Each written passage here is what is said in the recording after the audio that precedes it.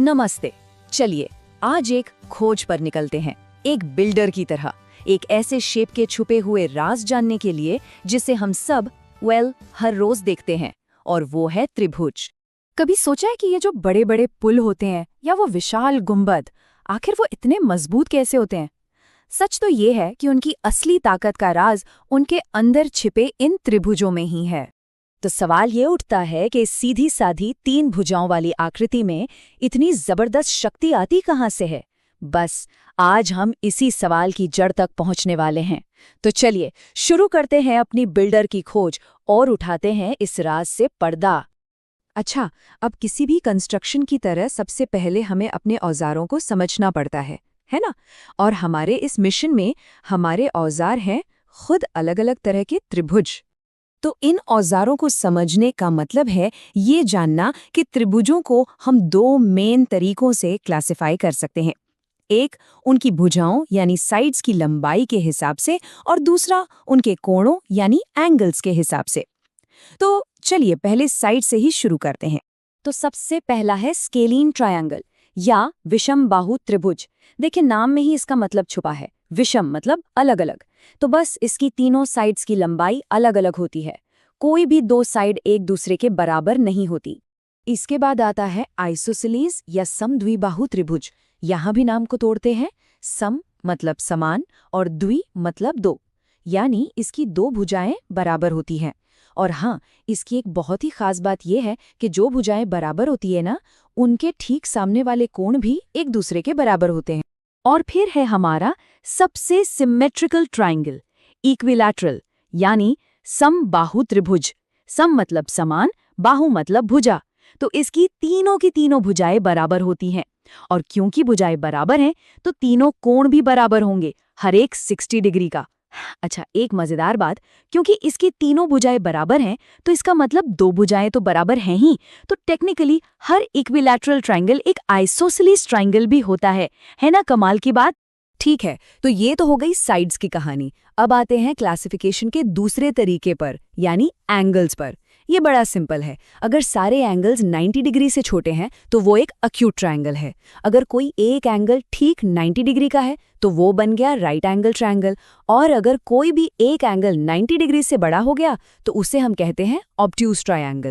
तो अब हमारे औजार तैयार हैं। चलिए अब आगे बढ़ते हैं और उन अटूट नियमों को समझते हैं जो मेरा मतलब हर एक त्रिभुज पर लागू होते हैं। इनको हम अपने कंस्ट्रक्शन प्रोजेक्ट के लिए समझिए फिजिक्स के नियम मान सकते हैं। और सबसे पहला और सबसे जरूरी नियम एक जादुई नंबर में छिपा है, 180 डिग्री। जी हाँ, त्रिभुज कैसा भी हो, छोटा हो, बड़ा हो, किसी भी शेप का हो, उसके अंदर के तीनों कोणों का जोड़ हमेशा, और मेरा मतलब है हमेशा, 180 डिग्री ही होगा।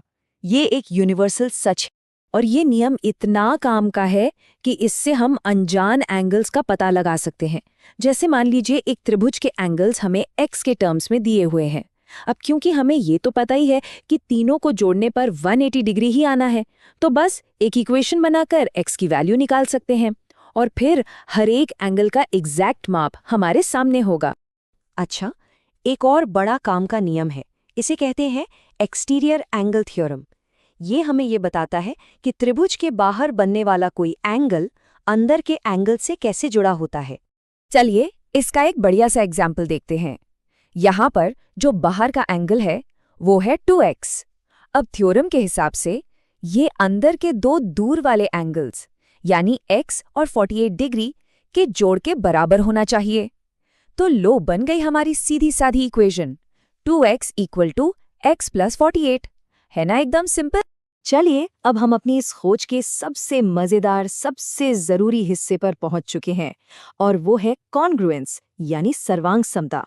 ये वो मास्टर की है, वो जादुई चाबी है जो हमें बिल्कुल एक जैसे हूबहू हिस्से बनाने की ताकत देती है, जो किसी भी कंस्ट्रक्शन और डिजाइन के लिए बहुत ही जरूरी है। तो ये कॉन्ग्रुएंस आखिर है क्या? इसका मतलब बहुत सीधा है, एग्जैक्टली आइडेंटिकल मतलब सेम शेप और सेम साइज। इतना आइडेंटिकल कि अगर एक त्रिभुज को उठा के दूसरे पे रखें तो वो उसे पूरी तरह से परफेक्टली ढक लेगा, 1 इंच भी इधर उधर नहीं। इससे समझने का एक बहुत अच्छा तरीका है। सोचिए जब हम नमस्ते करते हैं तो हमारे दोनों हाथ एक दूसरे पर परफेक्टली फिट हो जाते हैं, है ना? वो शेप और साइज में एकदम बराबर होते हैं। बस यही है कॉन्ग्रुएंस। लेकिन अब यहाँ एक प्रैक्टिकल सवाल उठता है। क्या ये पता करने के लिए कि दो त्रिभुज कॉन्ग्रुएंट हैं या नहीं, हमें हर बार उनकी तीनों साइड्स और तीनों एंगल्स मतलब पूरे 6 हिस्सों को नापना पड़ेगा?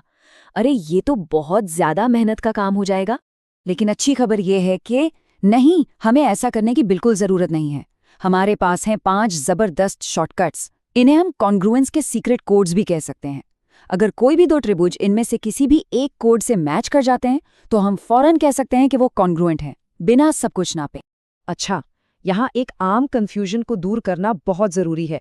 कॉन्ग्रुएंट और सिमिलर में क्या फर्क है? देखिए, कॉन्ग्रुएंट मतलब exact copy, same shape, same size, जबकि सिमिलर मतलब सेम शेप बट साइज अलग हो सकता है। जैसे एक पासपोर्ट साइज फोटो और उसी का एक बड़ा सा पोस्टर, दोनों सिमिलर हैं, कॉन्ग्रुएंट नहीं। और बस यही वजह है कि ट्रिपल ए मतलब एंगल एंगल एंगल कॉन्ग्रुएंस का कोई रूल नहीं है। क्यों?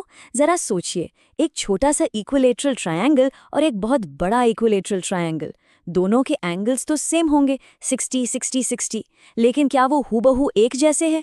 नहीं, उनका साइज तो बिल्कुल अलग है, तो वो सिमिलर हुए, कॉन्ग्रुएंट नहीं। तो हमारी ये खोज अब अपने आखिरी पड़ाव पर है। अब देखते हैं कि ये जो पावरफुल नियम हमने सीखे, ये हमारी असल दुनिया में हमारे आसपास कहाँ काम आते हैं। कभी किसी बिल्डिंग की छत के नीचे जो लोहे का जाल होता है, जिसे ट्रस कहते हैं, उसे ध्यान से देखा है? वो और कुछ नहीं बल्कि कॉन्ग्रुएंट ट्रायंगल्स की लाइनें होती हैं। इससे न सिर्फ वो स्ट्रक्चर मजबूत बनता है, बल्कि देखने में भी एक खूबसूरत सिमेट्रिकल डिजाइन लगता है। और ये सिर्फ बिल्डिंग्स तक ही सीमित नहीं है।